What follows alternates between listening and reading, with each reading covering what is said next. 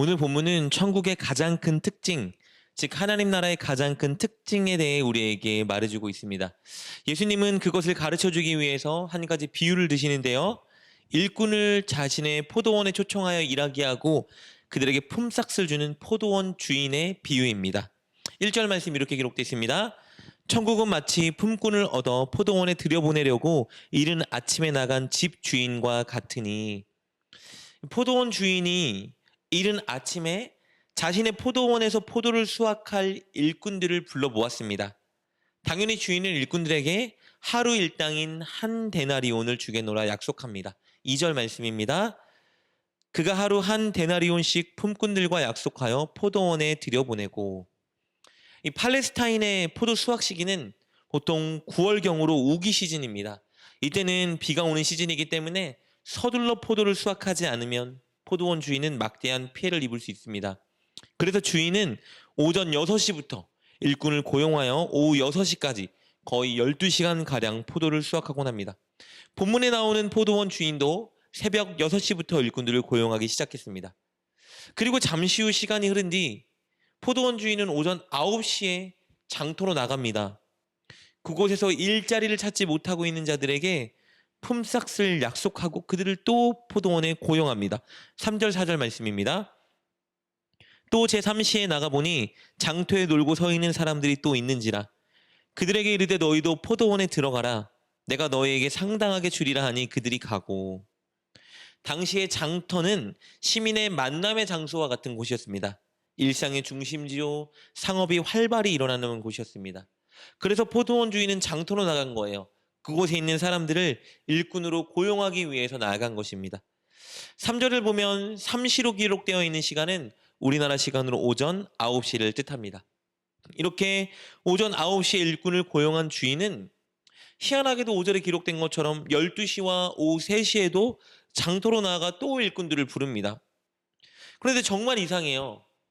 일이 6시에 마감되는데 오후 5시에 일꾼을 또 고용하여 일을 시킵니다. 우리 6절 7절 말씀 보겠습니다. 제11시에도 나가보니 서 있는 사람들이 또 있는지라. 이르되 너희는 어찌하여 종일토록 놀고 여기 서 있느냐. 이르되 우리를 품꾼으로 쓰는 이가 없음이니이다.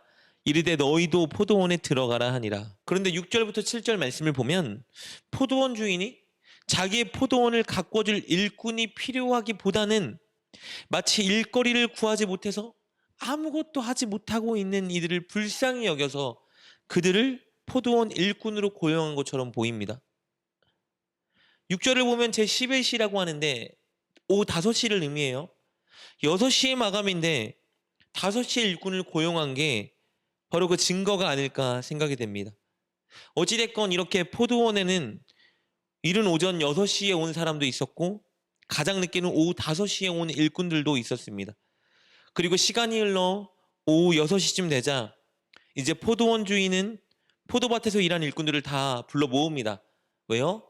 품삯을 주기 위해서입니다. 주인은 원래 일꾼들에게 하루 온전히 일한 품삯으로 한 데나리온을 주기로 약속했었죠. 주인은 먼저 일꾼을 부릅니다. 어떤 일꾼을 먼저 불렀냐? 오후 5시에 와서 딱 1시간만 일한 일꾼을 불러 그에게 품삯을 줍니다. 여러분 1시간만 일했으니까 하루 일당에 10분의 1 정도 주어야 만족스럽지 않겠습니까? 그런데 놀랍게도 주인은 그에게 한 데나리온을 주었습니다. 9절입니다. 제11시에 온 자들이 와서 한 데나리온씩을 받거늘. 1시간 일하고 하루 품삯을 받아갔어요. 받은 일꾼도 놀라고 주변에 있던 3시에 왔던 일꾼, 12시에 왔던 일꾼, 오전 6시에 왔던 일꾼 다 놀랐습니다. 여러분 나머지 일꾼들이 어떤 생각을 가졌을까요? 오, 장난 아닌데? 한 데나리온만 받는 줄 알았는데 훨씬 많이 받겠다. 1시간 일한 사람이 한 데나리온 받았으니 나는 얼마나 많이 받을까 생각했겠죠? 주인은 그들에게 얼마를 줬죠? 다 한 데나리온씩만 주었습니다. 원래 한 데나리온을 받기로 약속받았기 때문입니다. 그런데 일꾼들이 화가 났겠죠. 왜냐하면 1시간 일한 사람과 동일한 임금을 내가 받았기 때문입니다. 누가 가장 화났을까요? 오전 6시에 와서 일한 사람이 가장 화나지 않았을까요? 뭐야 나는 동이 트자마자 일했는데 12시간을 일했는데 어떻게 1시간 일한 사람과 동일한 임금을 받을 수 있단 말인가? 그래서 포도원 주인에게 항변합니다. 11절 12절입니다. 받은 후 집 주인을 원망하며 이르되 나중에 온 이 사람들은 1시간밖에 일하지 아니하였거늘 그들을 종일 수고하며 더위를 견딘 우리와 같게 하였나이다. 그러자 주인은 이렇게 말합니다. 13절부터 15절 말씀입니다. 주인이 그 중에 한 사람에게 대답하여 이르되 친구여 내가 내게 잘못한 것이 없노라. 내가 나와 한 데나리온의 약속을 하지 아니하였느냐. 내 것이나 가지고 가라. 나중 온 이 사람에게 너와 같이 주는 것이 내 뜻이니라. 내 것을 가지고 내 뜻대로 할 것이 아니냐. 내가 선함으로 내가 악하게 보느냐. 주인이 이렇게 말한 거예요. 내가 약속한 한 데나리온을 주었는데 무엇이 잘못된 것인가? 내가 선하고 자비로운 것이 문제가 되는 것이냐 묻습니다. 여러분 오늘 말씀 천국의 특징을 가장 잘 나타내주고 있습니다. 이 포도원 주인이 천국이라 말했죠. 천국은 어떤 특징을 갖고 있는 것이냐? 사람의 수고와 노고, 즉 사람의 공로로 들어가는 곳이 아니라 바로 천국의 주인인 하나님의 은혜와 관용으로 우리가 들어가는 곳, 그것이 천국이라는 진리입니다. 천국은 우리의 잘남, 우리의 자격, 우리의 노력으로 들어가는 것이 아닙니다. 얼마나 열심히 일했고 얼마나 많이 일했냐로 들어가는 것이 아닙니다. 언제 선택받았느냐로 들어가는 것이 아니에요. 천국은 그냥 천국의 주인인 하나님의 은혜와 자비로 초청받고 응하면 들어가는 곳입니다. 우리가 천국에 들어가는 조건은 천국 복음을 들었을 때 믿으면 되는 거예요. 초청에 응하면 들어가는 곳이 천국입니다. 그러나 우리의 수고와 노력이 필요하지 않다는 것은 아니에요. 은혜로 초청받은 것을 믿는다면, 그 좋은 천국 백성이 된다는 것을 믿는다면 우리는 부름받은 순간부터 최선을 다해 천국 백성답게 살아가야 합니다. 그러나 노력했지만 내 수고와 노고를 내세울 수는 없는 거예요. 왜냐하면 선택받은 일부터 천국에 들어가는 모든 일까지 다 하나님의 은혜로 된 것이기 때문입니다. 여러분, 우리는 다 천국으로 초청받은 자들입니다. 그리고 천국 초청에 응한 자들이죠. 다 구원의 보증을 받은 사람들이에요. 그렇다면 이제 우리는 최선을 다해서 하나님 나라 백성답게 살아가야 합니다. 이 땅에서 맡은 일, 이 땅에서 만나는 사람, 이 땅에서 하나님이 주신 사명, 모든 것들에 최선을 다하고 하나님을 전심으로 예비하며 교회를 세워가야 합니다. 그러나 열심히 살아가는 가운데도 반드시 잊으면 안 되는 사실이 있습니다. 구원받은 것은 내 노력으로 된 것이 아니라는 것이죠. 내 수고로 된 것이 아닙니다. 우리는 구원받은 은혜 때문에 수고하고 노력하며 살아야 한다는 것을 잊으면 안 됩니다. 그리고 끝으로 한 가지 사실을 명심해야 됩니다.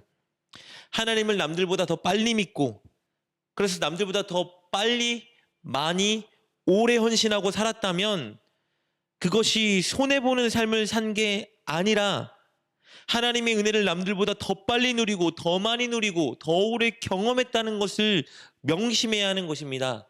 남들보다 하나님 더 빨리 믿고 더 하나님께 헌신하고 살았다면 피해자의 자리에 선 게 아니라 대박 수혜받은 자의 자리에 선 것입니다. 왜요? 남들보다 더 많이 은혜를 누렸고 남들보다 하나님을 더 사랑했고 남들보다 하나님을 위해 더 헌신할 수 있었기 때문입니다. 사랑하는 여러분, 우리는 구원을 주신 하나님의 은혜에 감사해야 합니다. 감사한다면 끝으로 한 가지 일에 매진하십시오. 장터에 있는 사람들을 은혜의 자리로 초청해야 됩니다. 바로 전도하는 삶을 살아야 됩니다. 늘 하나님의 구원의 은혜에 감사하며 많은 이들을 주님께 인도하는 여러분 되시길 주님의 이름으로 축복합니다. 기도하겠습니다. 하나님, 자격 없는 우리에게 구원의 은혜를 주셔서 감사합니다. 그저 하나님의 자비와 은혜로 구원받은 사실을 잊지 말고 삶의 현장에서 최선을 다해 하나님께 순종하며 살아가는 우리가 되게 하여 주옵소서.